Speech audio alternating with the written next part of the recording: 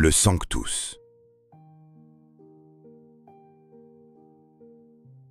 La fin de la préface arriva, et quand l'assemblée répondit « Saint, Saint, Saint », soudain tout ce qui se trouvait derrière le célébrant disparut.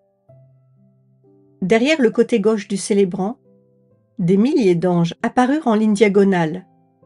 Des anges petits, des anges grands, des anges avec des ailes immenses, des anges avec de petites ailes, des anges sans ailes.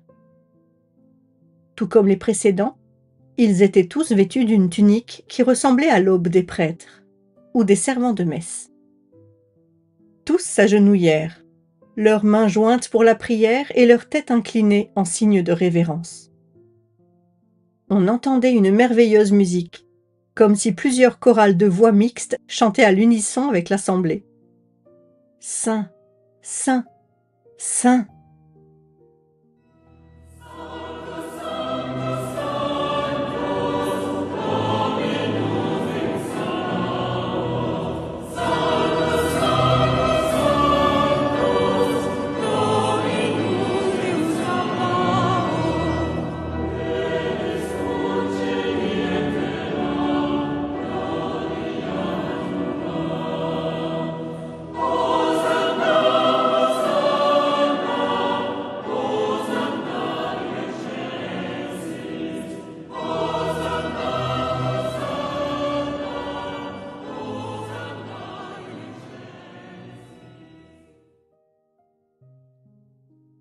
La consécration.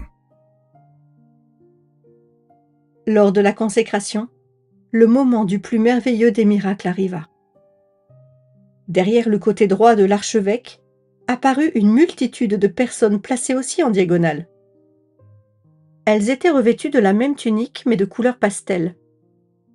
De rose, vert, bleu pâle, lilas, jaune. Bref, de couleurs différentes et très douces. Leurs visages aussi étaient brillants et pleins de joie. Elles semblaient toutes avoir le même âge. Vous pouviez remarquer, je ne peux dire pourquoi, qu'il y avait des personnes d'âge différents, mais leurs visages étaient tous semblables, sans rides et heureux. Elles s'agenouillèrent toutes aussi lors du chant « Saint, Saint, Saint le Seigneur ». Notre-Dame me dit: Ce sont tous les saints et bienheureux du ciel, et parmi eux se trouvent les âmes de tes parents, qui jouissent déjà de la présence de Dieu. Puis j'ai vu Notre-Dame, exactement à la droite de l'archevêque, un pas derrière le célébrant. Elle était comme suspendue un peu au-dessus du plancher, s'agenouillant sur ce qui semblait être un tissu très fin et transparent, mais en même temps lumineux, qui ressemblait à de l'eau cristalline.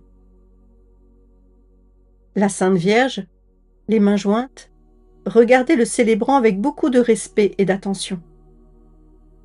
Elle me parla de cet endroit, mais en silence, directement de son cœur, sans me regarder. Cela te surprend de me voir me tenir un peu derrière Monseigneur l'archevêque, n'est-ce pas? Il doit en être ainsi. Avec tout l'amour que me donne mon Fils, il ne m'a pas conféré la dignité qu'il a donnée aux prêtres, d'être capable d'opérer à chaque jour avec mes mains le miracle, comme le font les prêtres. À cause de cela, je ressens un profond respect pour les prêtres et pour le miracle que Dieu opère par leur entremise, ce qui me porte à m'agenouiller derrière eux.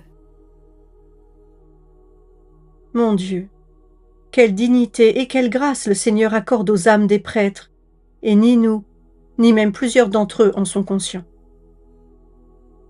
Devant l'autel apparurent comme des ombres de personnes en gris, avec les mains élevées.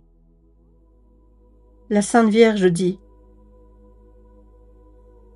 Ce sont les âmes bénies du purgatoire qui attendent vos prières pour les rafraîchir. N'arrêtez pas de prier pour elles. Elles prient pour vous, mais elles ne peuvent pas prier pour elles-mêmes.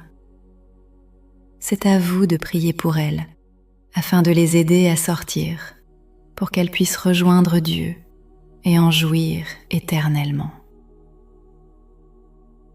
Maintenant, tu le vois que je suis toujours ici. Les gens vont en pèlerinage, recherchant des endroits où je suis apparue. Cela est bon à cause de toutes les grâces qu'ils y reçoivent. Mais en aucune apparition, en aucun autre endroit, je suis aussi présente que durant la Sainte Messe. Vous me trouverez toujours au pied de l'autel, où on célèbre l'Eucharistie. Également au pied du tabernacle, j'y reste avec les anges, car je suis toujours auprès de lui. L'extraordinaire beauté de la mer, au moment où furent dits les mots « Saint, Saint, Saint », ainsi que des autres avec leur visage radieux, leurs mains jointes, attendant le miracle qui se répète continuellement, donnait l'impression d'être au ciel même. Et dire que certains peuvent se laisser distraire ou discuter à ce moment. Cela me peine de vous dire que plusieurs hommes et femmes se tiennent debout, les bras croisés, comme s'ils rendaient hommage au Seigneur comme étant leur égal. La Vierge Marie dit : Dis aux gens qu'un homme n'est jamais autant homme que lorsqu'il s'agenouille devant Dieu. Le célébrant prononça les paroles de la consécration. C'était un homme de taille normale, mais soudain je le vis grandir, resplendir d'une lumière surnaturelle, entre le blanc et l'or, qui l'enveloppa et devint très dense autour de son visage. À cause de cela, je ne pouvais plus voir ses traits. Lorsqu'il éleva l'hostie, j'ai vu ses mains et le dos de ses mains. Il avait des marques desquelles émanait une grande lumière. C'était Jésus. C'était lui qui enveloppait le célébrant de son corps, comme s'il enveloppait amoureusement les mains de l'archevêque. À ce moment, l'hostie commença à grandir et devint énorme, et sur elle apparut le visage merveilleux de Jésus qui regardait son peuple. D'instinct, j'ai voulu incliner la tête, mais Notre-Dame me dit : N'abaisse pas tes yeux. Regarde pour le voir et le contempler. Échange ton regard avec le sien et répète la prière de Fatima. Mon Dieu, je crois, j'adore, j'ai confiance et je t'aime. Je te demande pardon pour ceux qui ne croient pas, qui n'adorent pas, qui n'ont pas confiance et qui ne t'aiment pas. Pardon et miséricorde. Maintenant, dis-lui combien tu l'aimes et rends hommage au roi des rois. Je le lui ai dit, et il semblait que j'étais la seule qu'il regardait de cette grande hostie. Mais j'ai appris que c'est ainsi qu'il regardait chaque personne avec amour, en plénitude. Je baissai la tête jusqu'à ce que mon front touche le sol, comme l'avaient fait tous les anges et les bienheureux du ciel. Pour une fraction de seconde, je me suis demandé comment Jésus pouvait prendre le corps du célébrant et en même temps être à l'intérieur de l'hostie. Et tandis que le prêtre rebaissait l'hostie, elle reprit sa taille normale. Des larmes coulaient le long de mes joues. J'étais incapable de sortir de mon émerveillement.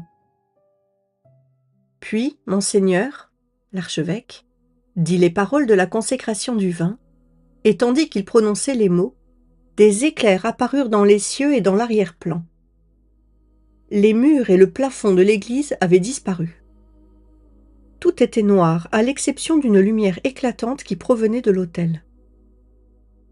Soudain, suspendu dans l'air, j'ai vu Jésus crucifié. Je l'ai vu de la tête jusqu'au bas du torse. Le bras horizontal de la croix